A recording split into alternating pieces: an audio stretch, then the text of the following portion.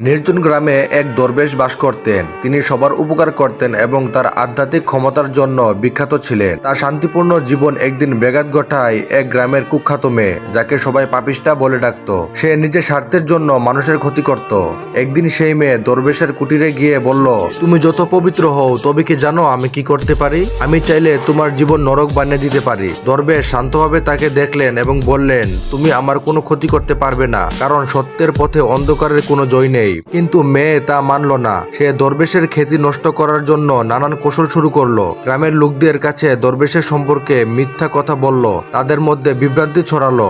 একদিন সে দরবেশের সামনে গিয়ে বলল, তোমার প্রার্থনা আমাকে থামাতে পারবে না, আমি সবাইকে তোমার বিরুদ্ধে করে তুলবো। দরবেশ শুধু বললেন, তোমার অন্তরে এখনো অন্ধকার, কিন্তু একদিন সত্য তোমাকে আলোকিত করবে। কিছুদিন পর মেয়েটি এক অদ্ভুত অসুস্থতায় আক্রান্ত হলো। গ্রামের কেউ তার পাশে দাঁড়ালো না। তখন দরবেশ তার কাছে গেলেন, তাকে নিজের হাতে সেবা করলেন। দরবেশের ভালোবাসা ও ক্ষমার কারণে মেয়েটির মন পরিবর্তন হলো। সে কাঁদতে কাঁদতে দরবেশের পায়ে পড়ে ক্ষমা চাইলো। এরপর সেই মেয়ে পুরোপুরি বদলে গেল। সে দরবেশের শিষ্য হয়ে মানুষের সেবা শুরু করলো। গ্রামের লোকেরা তার এই পরিবর্তনে তাকে সম্মান করতে শুরু করলো।